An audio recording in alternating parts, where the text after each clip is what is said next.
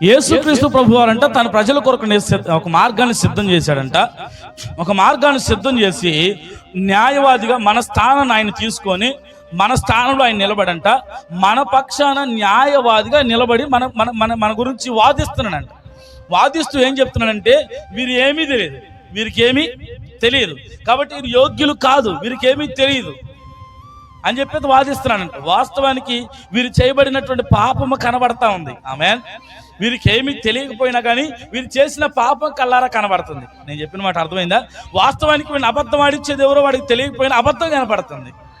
వ్యభిచారం చేసేది వీడికి కాకపోయినా వ్యభిచారం చేస్తున్నట్టు కనబడుతుంది. వ్యభిచారం చేసే మనసు వీడికి లేదు కానీ వ్యభిచారం చేస్తున్నాడు. అబద్ధం ఆడే మనసు వీడికి లేదు కానీ అబద్ధం ఆడుతున్నాడు. దొంగతనం చేసే మనసు వీడికి లేదు కానీ దొంగతనం చేస్తున్నాడు. పొరుగువాడిని ఆశించే మనసు వీడికి లేదు కానీ ఆ పొరుగువాడిని ఆశిస్తూ కనబడుతున్నాడు. అక్కడ కళ్ళ కట్టినట్టు కనబడుతుంటే ఏమన్నాడంటే, వాళ్ళకి ఏం తెలియదు. చెప్పండి ఏమన్నాడు? కళ్ళ కట్టినట్టుగా అవాదములు పాపం చేసినట్టు అక్కడ కనబడుతుంటే ఏమన్నాడు? స్టెఫెన్ని రాళ్లతో కొట్టి చంపుతుంటే అక్కడ రాళ్ళు కనపడుతున్నాయి, రాళ్ళు దెబ్బలు కనపడుతున్నాయి. అయినప్పుడు స్టెఫెన్ ఏమన్నాడంటే, వీళ్ళు ఏమి చేయించినారు వీళ్ళు ఎలుగురు కనుక వీరిని. నేను చెప్పిన మాట అర్థమైందా? అంటే వారు చేస్తున్న స్మరణకు తెలియదు అన్నాడు దేవుడు. చూడండి ఎంత గొప్ప న్యాయవాదు, ఎంత జ్ఞానం కలిగి. పాపం అక్కడ కనబడుతున్నా, చేస్తున్నటువంటి ఆ క్రియలు అక్కడ కనబడుతున్నా, హేయమైన కార్యములు పాపపు కార్యములు అక్కడ కనబడుతున్నా ఏమన్నాడంటే వాళ్ళకి తెలియదు. ఈయనకు తెలిసి చేయించినాడు.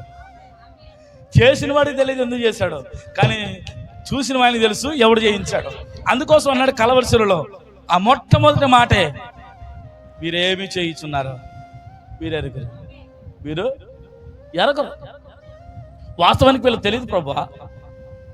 ఏదైనా వరం అబ్బా ఆదాముకు పాపం అంటే ఏంటో తెలియదు, రోగం అంటే ఏంటో తెలియదు, ఆకలి అంటే ఏంటో తెలియదు, చెమట అంటే ఏంటో తెలియదు. ఇప్పుడు ఆయన అబద్ధంగా వాదిస్తున్నాడా నిజంగా వాదిస్తున్నాడా? నిజమే వాదిస్తున్నాడు. నా దేవుడు అబద్ధికుడు జనకుడు కాదు, ఆయన నిజమునకుడు మాత్రమే జనకుడు. ఈరోజు ఆయన బిడ్డలమైన వారు అబద్ధపు జనకులుగా ఉండకూడదు. ఆయన నిజాన్నే వాదిస్తున్నాడు. చూడండి ఎంత గొప్ప న్యాయవాది. ఆయన కలవరిశిలలో వాదిస్తున్నాడు. అంటే వీరేమి చేస్తున్నారు, వీరు ఎరుగరు. వీరేం చేస్తున్నారు, వీరు ఎరగరు. వాస్తవమే, వీళ్ళు ఎరగరు. వాడు అపవాదిగాడు వచ్చేంత వరకు, అపవాదిగాడు అవ్వ దగ్గరకు వచ్చేంత వరకు చేయాలని ఆలోచన లేదు, చెడు చేయాలని ఆలోచన లేదు, చచ్చిపోతామని ఆలోచన లేదు, ఆకలి అవుతుందనే బాధ లేదు, కన్నీరు గారుతుందనే బాధ లేదు, నా చెమట వస్తుందనే పరిస్థితి ఆమెకు లేదు. అసలు అవి ఏంటో కూడా లేదు. ఆ మాటలే వాళ్ళకి తెలియదు. ఆ మాటలే. యేసు ప్రభు వారు ఆదాం దగ్గరికి వెళ్ళి ఈ పండు తింటే చస్తావని చెప్పేసి అంటే అమాయక మొహం పెట్టి, అయ్యా మరణం అంటే ఏంటి ప్రభు అని అడిగాడంట. మరణం అంటే ఏంటి ప్రభు అని ఆదాం అడిగాడు. అంటే మరణం అంటే ఏంటో కూడా ఆదాము తెలియదు. కానీ మరణాన్ని కలగజేసిన వాడు ఎవరు? మరణాన్ని రుచి చూపించిన వాడు ఎవరు? పాపాన్ని రుచి చూపించిన వాడు ఎవరు? అపవాది. తోసి వేయబడినటువంటి దోతలు, పరలోకముల నుంచి తోసి వేయబడినటువంటి దోతలు ఆయన ఏం చేయలేక ఆయన బిడ్డలైన మనల్ని చిత్రహింసలు చేస్తూ, పాపానికి గురి చేస్తూ, రోగానికి గురి చేస్తూ, వ్యసనాలకు గురి చేస్తూ, అక్రమాలకు గురి చేస్తూ, అబద్ధాలకు గురి చేస్తూ నిన్ను నన్ను నలిపివేస్తుంది వాడు. అందుకోసమనే నీ స్థానంలో ఆయన నిలబడి కళ్ళ ముందు నువ్వు చేసే పాపము కనబడుతున్నా వాడు తెలియజేస్తాడు. జడ్జి గారు అంటారంట, వాళ్ళకి తెలియదు అంటావేంటి, కనబడుతుంటే.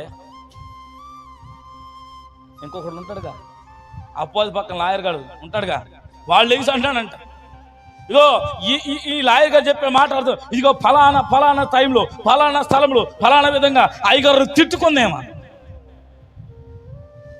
ఏంటంట, ఈ అయ్యగారు ఏంటారు నాయన అని అంటేమా రహస్యంగా తిట్టుకుందంట. టేపేసి మరి వినిపిస్తున్నాడు. ఎవడాడు? మసిగొప్ప మొహం. వెంటనే ఈ లాయర్ గారు వచ్చారంట.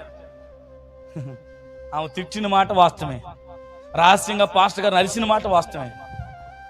టేపేసి ఇదిగో ఆమెను అలా అలిపించి చేసిన వాడు, ఆమెలో ఉన్న బలహీనతను చూసి దూరినోడు వీడి యొక్క సైనికుడు, వాడిని ప్రవేశపెట్టనంటున్నారు. ఏంటంట, ఎవరు ప్రవేశపెట్టాలంట? ఆ అబద్ధాన్ని ఆడిచ్చేవాడు, ఆ దొంగతాన్ని చేయించేవాడు, ఆ పొరుగు వాడిని ఆశించేవాడు, సనిగేవాడు, సనగటం కొనగటం ఒక దెయ్యం. ఇప్పుడు ఈ న్యాయవాది అన్నాడంట, వాడికి తెలియదు వాడిని అలా గొనికిట్టడి చేసింది ఆయన ప్రవేశపెట్టమంటే వెంటనే ఈ లాయర్ గారు, అపవాదిగా లాయర్ గారు చేతులు కొనుక్కున్నాడు. ఎలాగైనా సరే నేనే గెలవాలి, ఎలాగైనా నిలసాను. క్విక్ వాడు యుక్తి కలిగినోడుగా, వాడు తెలివి కలిగినోడుగా, ఎలాగైనా సరే ఎత్తుకు పడిగెత్తే వెళ్ళనుకున్నాడు. చివరాఖరికి ఇంకో మాట చెప్పాలంటే, చేసిన పాపానికి సరే ఎవడు చేసినప్పటికీ కూడా శిక్ష అనుభవించాల్సిందే.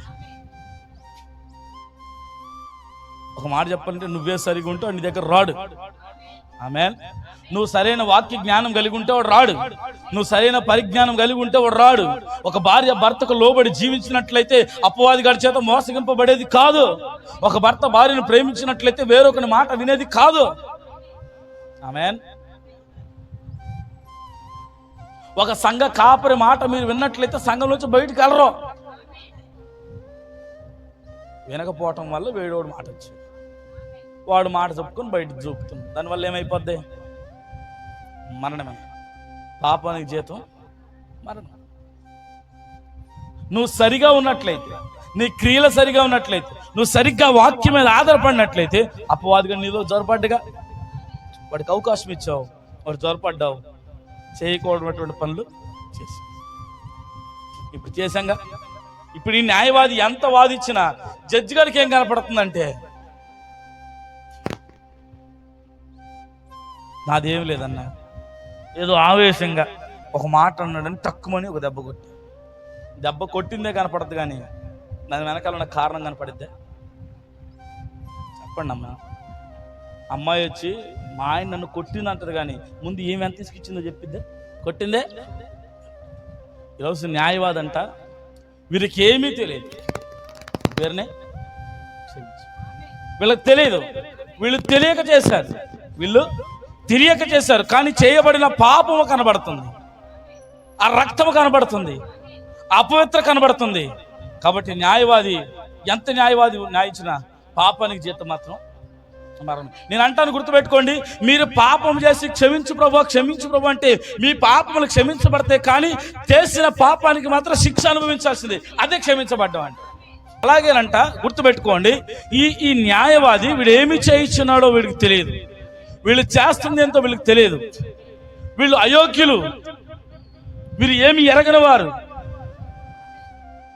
అని చెప్పేసి వాదిస్తుంటే, న్యాయవాదంట ఆ జడ్జి గారు ఫైనల్ జడ్జిమెంట్ ఇచ్చే టైంలో ఏమన్నంటే, వాస్తవమే, నువ్వు చెప్పిన ప్రతి ఒక్క వాదనకు నేను అంగీకరిస్తున్నాను, అయితే వీళ్ళు పాపము చేయకపోవచ్చేమో, పాపము చేయని ఉద్దేశం మేరకు ఉండకపోవచ్చేమో, ఎలా చేసినా ఏది చేసినా అక్కడ క్రియారూపంగా కనబడుతుంది. కాబట్టి పాపానికి జీతం మరణం.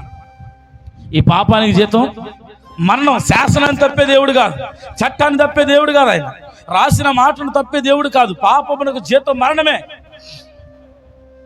కాబట్టి జడ్జి గారు వీళ్ళు చేసిన పాపానికి జీతం మరణమే, వీళ్ళకి మరణ శిక్ష విధిస్తానంటే వెంటనే న్యాయవాది గారు అన్నారంట, వాళ్ళు చేసిన ప్రతి పాపం నా మీద మోపండి, వారు చేసిన ప్రతి పాపానికి నేను శిక్ష అనుభవిస్తానని నా యేసు ప్రభు వారు నా స్థానం తీసుకున్నాడు. ఆ న్యాయవాది నా స్థానం తీసుకోవచ్చని మరణించాల్సినటువంటి స్థితిలో మనముండగా ఆయన మన కొరకు మరణించాడు. పాపం యొక్క ప్రాయశ్చిత్త నియమంట ఆయన ముందుగానే సిద్ధపరిచాడు. ఆయన బిడ్డలు ఆయన వదులుకోడు, ఆయన బిడ్డలు ఆయన వదులుకునే దేవుడు కాదు, కానీ మన పాపం నిమిత్తంగా ఆయన రక్తము చిందించి మనందరిలో కూడా ఏం చేశాడంటే స్వతంత్రం చేశాడు.